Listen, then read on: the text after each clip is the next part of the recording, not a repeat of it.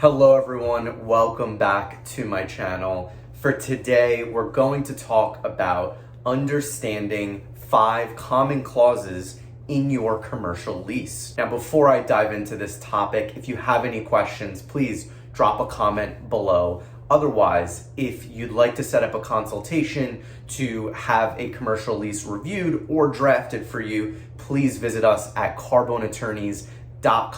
We have a button in the top right corner of our website. Click it, fill it out, and we'll get back to you as soon as possible. So today I want to cover understanding 5 common clauses in your commercial lease. Whether you're a landlord or the tenant, I think it's important that you understand the terms of the agreement that you're about to sign. Or you may have already signed one, so it's really important that you understand these terms so that you can comply with this agreement properly, you understand what your rights are, your responsibilities are, and the parties can have an amicable relationship as you navigate the term of your lease. So the first clause I want to talk about is the permitted use or use clause. So this will often exist in the beginning of your commercial lease agreement, and this will cover the use of the premises by the tenant. So for example, if you are a restaurant owner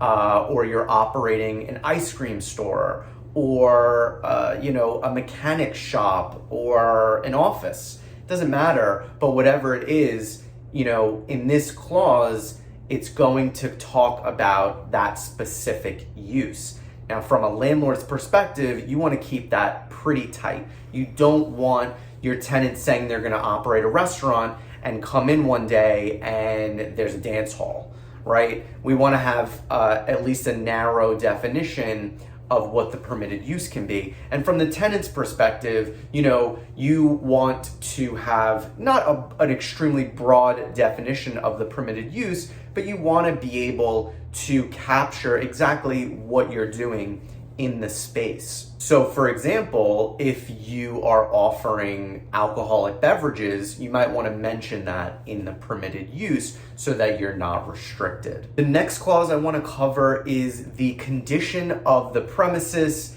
landlord's work, and tenant's work. So I want to say 99% of 100% of commercial leases, you're going to see a clause that says, tenant accepts the space as is. It's exactly how it is. The landlord's not promising anything.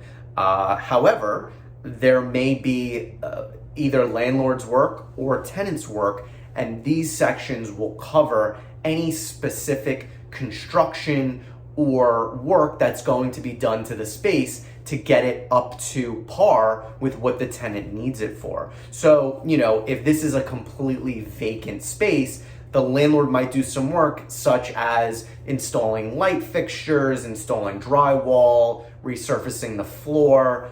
They may not need to do any of that stuff, but that's something that might be included in landlord's work.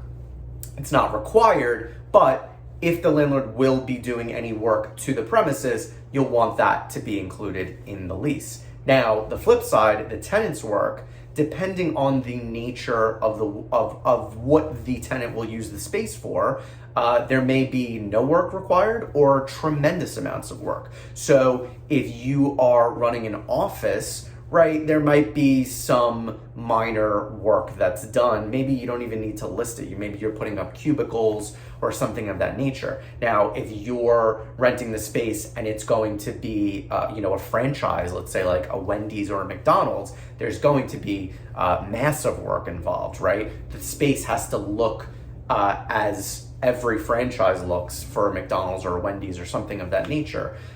So all of those details will want to be included in the tenant's work section of the commercial lease. Next is the repairs and maintenance provisions of the commercial lease. So this really comes down to what is the landlord responsible for and what is the tenant responsible for?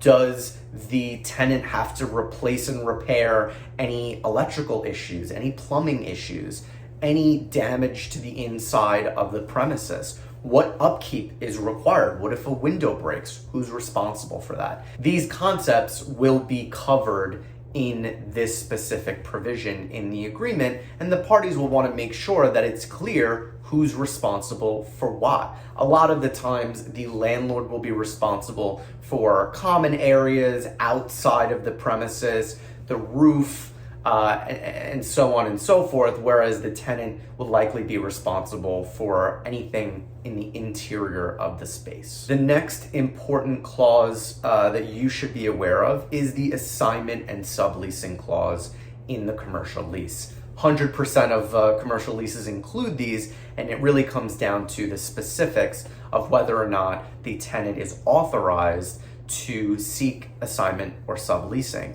I would say a majority of commercial leases will require the landlord's written consent to approve an assignment or sublease. Just as an aside, for anyone who's unaware, an assignment is basically the tenant passing 100% of their rights over in the lease to a third party, and a sublease is really just passing some of the rights to a third party in the lease, and the original tenant will still be responsible. Now, don't get me wrong, with an assignment, the original tenant may still be responsible depending on the terms of the lease, but for the most part, it's really kind of like a buyout, right? Like a new party is coming in and completely replacing the tenant.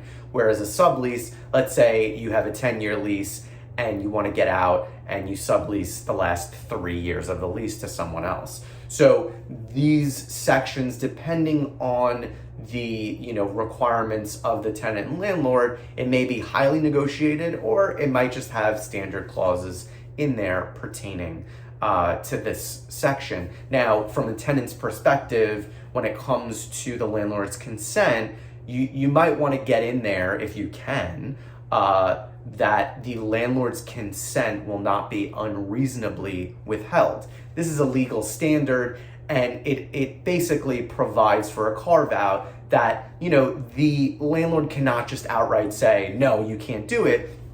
They have to have a reasonable basis or justification for denying their consent to assign or sublease the commercial lease. Finally, and most important, are the default provisions. This is the section of your commercial lease that will break down, whether or not the landlord can terminate the lease. So, for example, the most common default provision is failure to pay rent. So that one is pretty obvious. If you're not paying rent, you're in default of your lease, and that will justify the landlord seeking to evict you, seeking to terminate the lease. However, these default provisions can be quite extensive. There can be further provisions. For example, if the tenant files for bankruptcy, that might be a specific default provision that allows the landlord to terminate the lease. Again, this will be negotiated to an extent. Typically there are clauses in there that are fairly common, but the tenant might want some carve-outs or negotiate specific terms more to the liking of the nature of their business and allow them to, cure specific defaults. So, for example, if the tenant does not pay the rent within 5 days of the date that it's due, they'll have a 5 or so day cure period, which doesn't automatically allow the landlord to terminate the lease. So as a tenant, if you can get in, curative measures such that you can cure any breach or any default of the lease, you want to do that, as efficiently and effectively as possible, so that you're not, in a situation where the lease might get terminated and you got to leave the space. So that's it. These are 5 common clauses in a commercial lease. I hope this helps you understand your lease, or a lease that you might be a party to in the future. If you like this video and you want to see more, please like, subscribe, and I'll keep making them.